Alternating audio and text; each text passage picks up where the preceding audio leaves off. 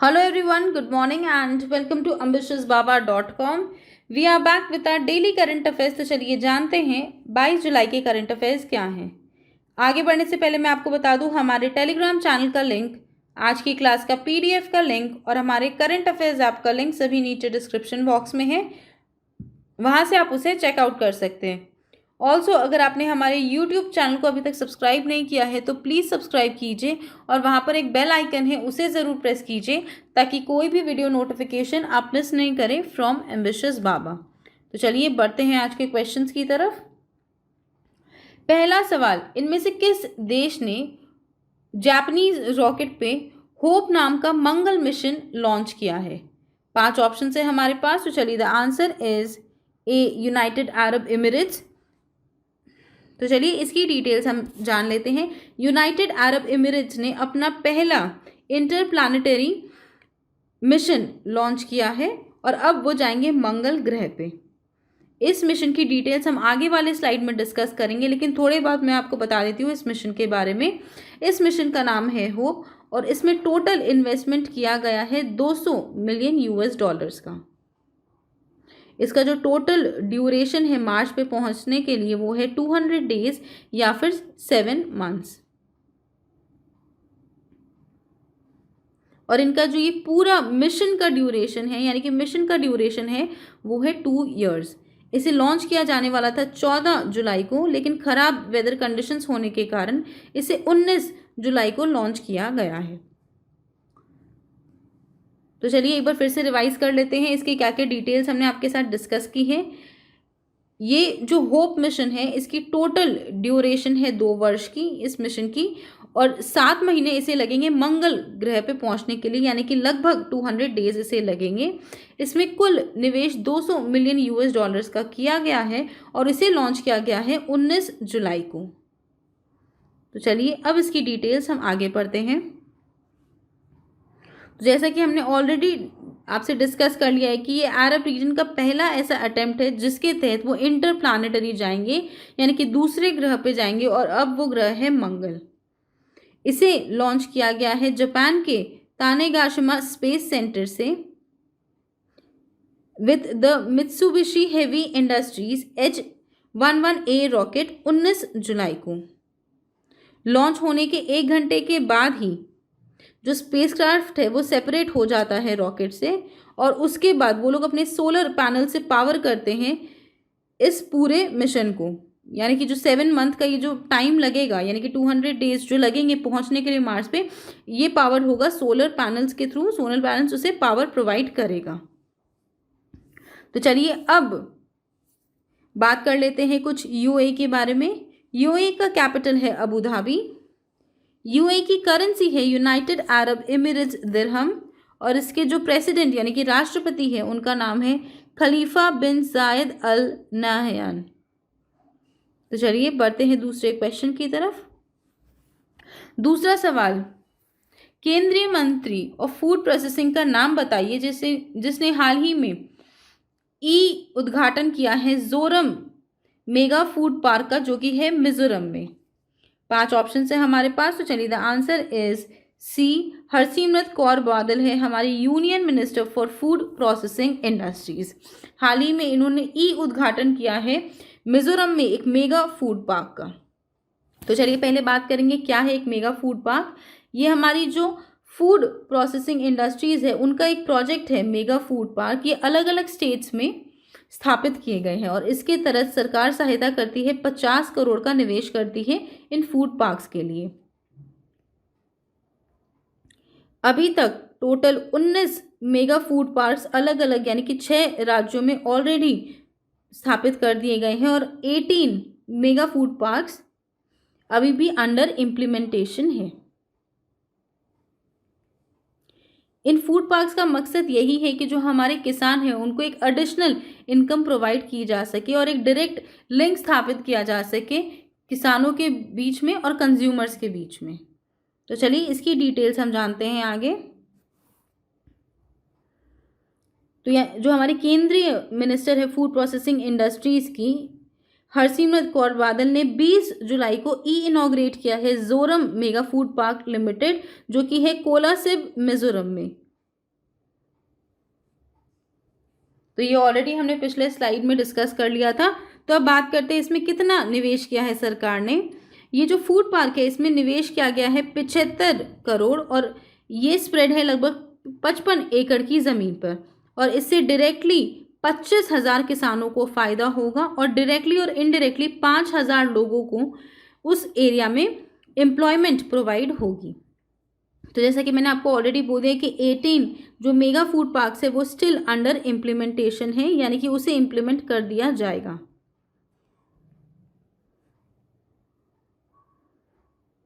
चलिए बढ़ते हैं तीसरे क्वेश्चन की तरफ। तीसरा सवाल, इनमें से किसे नियुक्त किया गया है एसबीआई कार्ड्स के नए एमडी और सीईओ के रूप में? 5 ऑप्शन है हमारे पास। चलिए the answer is E, Ashwini Kumar Tiwari को चुना गया है as a new MD and CEO of SBI cards. चलिए इसकी डिटेल्स जानते हैं आगे। SBI cards and payment services के पेरेंट ऑर्गेनाइजेशन यानी कि स्टेट बैंक ऑफ इंडिया ने नॉमिनेट किया है अश्विनी कुमार तिवारी को as the new managing director and the chief executive officer. इनका जो टर्म है वो स्टार्ट होगा फ्रॉम 1 अगस्त 2020। बढ़ते हैं चौथे क्वेश्चन की तरफ। चौथा सवाल, इनमें से किस मंत्रालय के साथ सीबीडीटी ने एमओयू साइन किया है जिसके तहत वो डेटा शेयर करेंगे?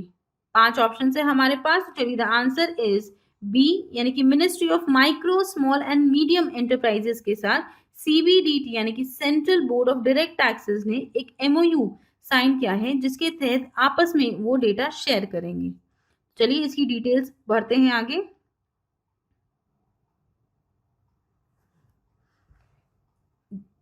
इनकम टैक्स डिपार्टमेंट जो उनका डेटा है डेप्रिसिएशन का, सेल्स का और ग्रॉस टर्नओवर का, micro small and medium enterprises का यानी कि एमएसएमई का, वो शेयर करेंगे अब यूनियन एमएसएमई मिनिस्ट्री के साथ।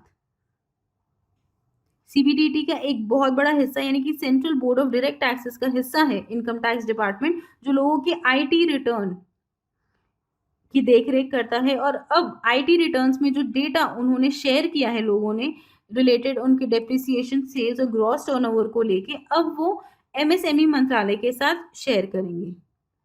ये एमओयू का डेट होगा जिस दिन ये साइन किया गया है।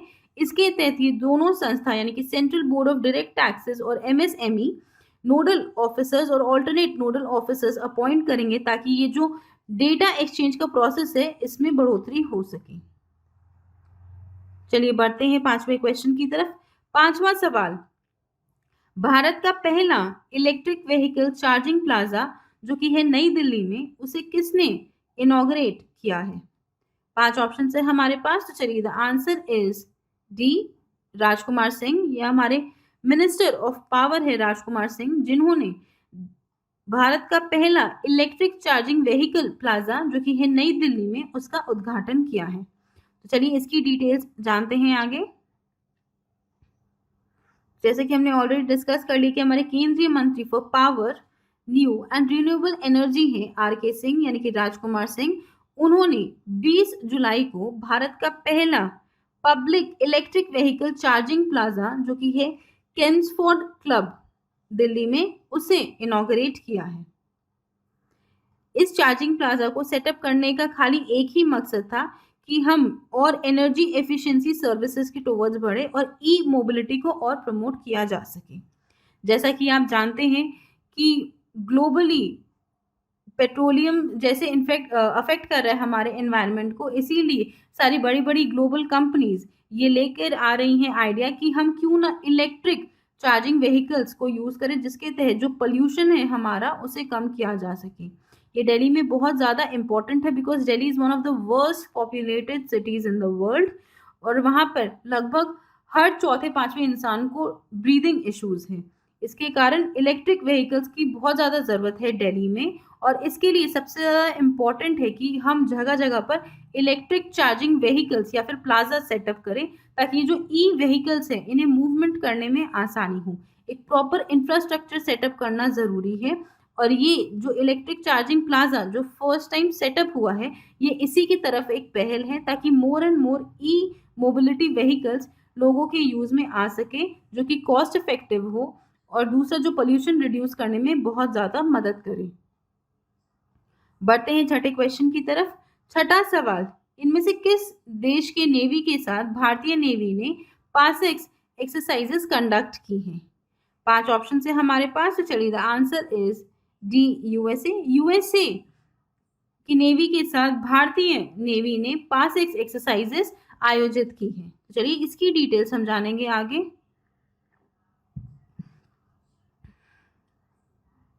तो हमारी भारतीय नेवी ने 20 जुलाई को कंडक्ट की है पासिक्स यानी कि पासिंग एक्सरसाइजेस यूनाइटेड स्टेट्स के नेवी जो कि है यूएसएस निम्तिस, जो कि एक न्यूक्लियर पावर्ड एयरक्राफ्ट कैरियर भी है, उनके साथ ये एक्सरसाइजेस की गई थी। ये एक्सरसाइजेस हुई थी अंडमान और निकोबार आइलैंड्स के पास में और ये कंडक्ट की गई थी through the Indian Ocean region. इसके अलावा भारतीय नेवी ने सिमिलर एक्सरसाइजेस कंडक्ट की है जापान के मैरीटाइम सेल्फ डिफेंस फोर्स के साथ और फ्रेंच नेवी के साथ भी। जैसा कि आप जानते हैं कि इंडिया और यूएसए हाल ही में चाइना के अगेंस्ट में है, तो इनकी जो आपस में ये जो साझेदारी है, ये जो आपस में यूएस इंडिया के पास एक्सरसाइजेस जो हो रहे हैं अंडमान निकोबार के कोस्ट में इन दी मलाका स्ट्रेट, ये काफी एक स्ट्रॉन्ग मैसेज भेजेंगे चाइना को about the India US partnership. तो चलिए अब बात कर लेते हैं कि कौन कौन सी इंडियन और यूएस की डिफेंस एक्सरसाइजेस है। वो है रेड फ्लैग, दूसरा है टाइगर ट्रियम्फ और तीसरा है युद्ध अभ्यास। चलिए बढ़ते हैं अगले क्वेश्चन की तरफ। 7वां सवाल, नोमुरा ने एस्टिमेट किया है भारत की जीडीपी ग्रोथ को कितने प्रतिशत तक वित्त वर्ष 21 के लिए? 5 ऑप्शन है हमारे पास, तो चलिए the answer is E at -6.1% Nomura ने एस्टिमेट किया है भारत की जीडीपी ग्रोथ को। तो चलिए इसकी डिटेल्स पढ़ते हैं आगे। नोमुरा एक जापानीज एजेंसी है जिन्होंने भारत की जीडीपी को आंका है एट -6.1% फाइनेंशियल ईयर 21 के लिए। जैसे कि हमने ऑलरेडी बात कर लिया कि एक जापानीज ब्रोकरेज है नोमुरा। इसका मेन मकसद यही है कि इकोनॉमिक एक्टिविटी इंडिया में अभी भी काफी वीक है और हमें कोप अप करने में काफी समय लगेगा। चलिए इसके अलावा बात करते हैं कि अलग अलग संस्थाओं ने भारत की जीडीपी को कितने प्रतिशत तक आंका है वित्त वर्ष 21 के लिए। सीरीज ने आंका है एट -5%, फिच और एसपी ने आंका है एट -5% अगेन, केयर रेटिंग्स ने आंका है एट -6.4% और FICCI ने आंका है एट -4.5%। चलिए बढ़ते हैं 8वें क्वेश्चन की तरफ। 8वां सवाल, इनमें से किस राज्य के साथ 8 कंपनीज ने मेमोरेंडम ऑफ अंडरस्टैंडिंग साइन किया है जिसकी वैल्यू है 10,399 करोड़, जिसके तहत अपने मैन्युफैक्चरिंग यूनिट्स उस राज्य में स्थापित करेंगे? 5 ऑप्शन है हमारे पास, तो चलिए द आंसर इज ई तमिलनाडु। तमिलनाडु ने 8 कंपनीज के साथ MOU साइन किया है जिसकी कुल वैल्यूएशन है 10,399 करोड़ और ये तमिलनाडु के चीफ मिनिस्टर A.K. पलनीस्वामी के प्रेजेंस में साइन किया गया था। चलिए इसकी डिटेल्स जानते हैं आगे। जैसे तमिलनाडु ने वेडनेसडे को साइन किया है MOU 8 कंपनीज के साथ जिसके तहत ये 8 कंपनीज अपने मैन्युफैक्चरिंग यूनिट्स तमिलनाडु में सेटअप करेंगी और इसमें कुल निवेश आएगा 10,399 करोड़ का। ये जो कुल टोटल इन्वेस्टमेंट है 10,999 करोड़ का, इसमें लगभग 13,500 नए जॉब्स क्रिएट होंगे लोगों के लिए इन द स्टेट और मोस्टली इसमें रहेंगे in the solar cells, data centres और इंडस्ट्रियल पार्क्स में। और इसके अलावा ये जो मेमोरेंडम ऑफ अंडरस्टैंडिंग है ये कई सारी इन्वेस्टमेंट यानी कि निवेश लाएगा सोलर सेल्स में, मॉड्यूल्स मैन्युफैक्चरिंग में, एग्रोटेक एंड आयरन फाउंड्री में। इसके तहत ये लोग अलग अलग अपने प्लान्स बिठाएंगे तो उसमें निवेश बहुत ज़्यादा किया जाएगा। मैं रिपीट कर रही हूँ, 13,507 नए जॉब्स लगभग क्रिएट किए जाएंगे इन दी स्टेट ऑफ तमिलनाडु। मैं आपको बता दूँ, आपको याद होगा, मैं रिविजन करा रही हूँ कि तमिलनाडु को काफ़ी ज़्यादा नुकसान हुआ था लॉकडाउन के कारण। लगभग 12,000 से 13,000 एवरी मंथ तमिलनाडु लूज कर रही थी अपने जीएसटी कलेक्शंस में। इसके कारण वो भारत के सबसे बड़े बोरोवर्स में आ गई थी, मार्केट बोरोवर्स में सबसे ऊपर नाम था तमिलनाडु के कारण, तमिलनाडु का, बिकॉज उसका रेवेन्यू लॉस काफी ज्यादा हो रहा था, लगभग 12,000 से 13,000 करोड़ का रेवेन्यू लॉस पर मंथ हो रहा था तमिलनाडु का, जिसके कारण उनका नाम मार्केट बोरोवर्स में सबसे ऊपर आ गया था। तो चलिए बढ़ते हैं 9वें क्वेश्चन की तरफ। 9वां सवाल, आईसीसी ने T20 वर्ल्ड कप जो कि अक्टूबर नवंबर में होने वाला था उसे फॉर्मली पोस्टपोन कर दिया है 2022 को। कौन सा देश आईसीसी T20 वर्ल्ड कप की मेजबानी करेगा? 5 ऑप्शन है हमारे पास, तो चलिए the answer is B, Australia. Australia करेगा T20 वर्ल्ड कप की मेजबानी। तो चलिए इसकी डिटेल्स जानते हैं आगे। आईसीसी ने जो इस वर्ष अक्टूबर नवंबर में T20 वर्ल्ड कप होने वाला था उसे फॉर्मली शिफ्ट कर दिया है 2022 के लिए, और इसकी मेजबानी करेगा ऑस्ट्रेलिया। इसके अलावा जो आईसीसी बोर्ड है उसने जो ओडीआई वर्ल्ड कप जो कि इंडिया में होने वाला था अक्टूबर नवंबर में, उसे शिफ्ट कर दिया है 2023 के फरवरी मार्च में। चलिए बढ़ते हैं 10वें क्वेश्चन की तरफ। 10वां सवाल, स्पेस एक्सप्लोरेशन डे हर साल किस दिन मनाया जाता है?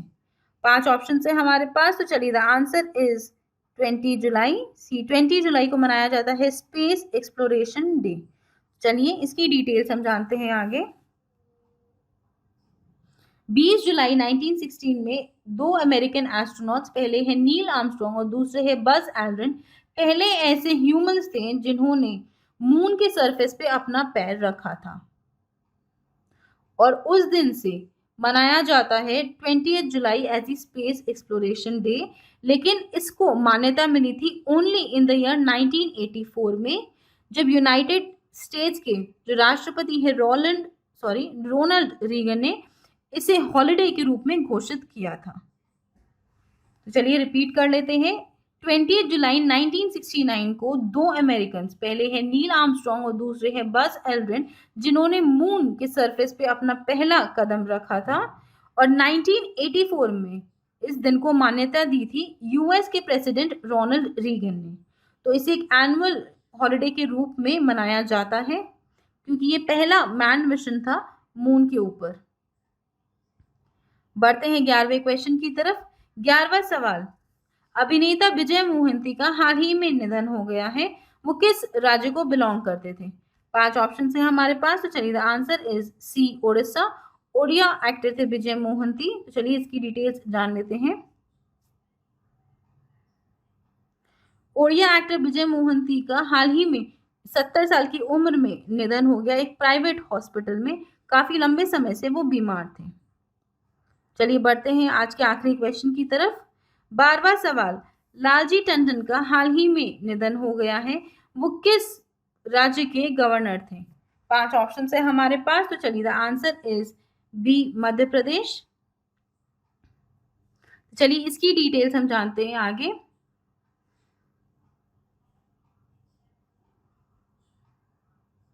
मध्य प्रदेश के जो गवर्नर है लालजी टंडन, उनका हाल ही में यानी कि 21 जुलाई को निधन हो गया 85 साल की उम्र में। वो कई समय से बीमार थे और वो लखनऊ के एक अस्पताल में जून से ही एडमिट थे। उन्हें सांस लेने में तकलीफ थी, बुखार में प्रॉब्लम थी और यूरिनेशन में भी उन्हें काफ़ी तकलीफ थी, और ज़्यादा तबीयत खराब होने के कारण 11 जून से उन्हें वेंटिलेटर सपोर्ट भी दिया गया था। तो चलिए अब उनके करियर के बारे में कुछ बात कर लेते हैं। उनका लगभग 50 साल का करियर रहा है, जिसमें उन्होंने उत्तर प्रदेश के लेजिस्लेटिव काउंसिल में 2 टर्म्स सर्व किए हैं, यानी 1978 से 1984 के बीच, और दूसरा है 1990 से 1996 के बीच। इसके अलावा उन्होंने सर्व किया है उत्तर प्रदेश के एमएलए के रूप में 3 टर्म्स के लिए फ्रॉम 1996 टू 2009। इसके अलावा वो सर्व किए हैं as the member of parliament 15वें लोकसभा में, और वो गवर्नर रह चुके हैं बिहार और मध्य प्रदेश के। उनके निधन के बाद अब आनंदी बेन पटेल जो कि गवर्नर है यूपी की, उन्हें एडिशनल चार्ज दिया गया है अब वो एमपी की भी गवर्नर होंगी। चलिए, with this we come to the end of today's class. I hope आपको ये वीडियो पसंद आए। अगर ये वीडियो पसंद आए तो इसे लाइक कीजिए, अपने दोस्तों के साथ शेयर कीजिए और हमारे चैनल एम्बिशियस बाबा को सब्सक्राइब ज़रूर कीजिए। Also please visit our website test.ambitiousbaba.com, जहाँ पर आपको ऑनलाइन मॉक टेस्ट मिल जाएंगे, चाहे वो बैंकिंग हो, एसएससी हो, रेलवे हो, जैब हो, कैब हो या फिर पैरा 13.2 हो। आप इस वेबसाइट पे जाकर डायरेक्टली उसे परचेज कर सकते हैं और उसके बाद आप 24/7 उसे एक्सेस कर पाएंगे, चाहे हमारी वेबसाइट पे हो या फिर ऐप पे हो। Thank you friends, that's all for today and have a great day.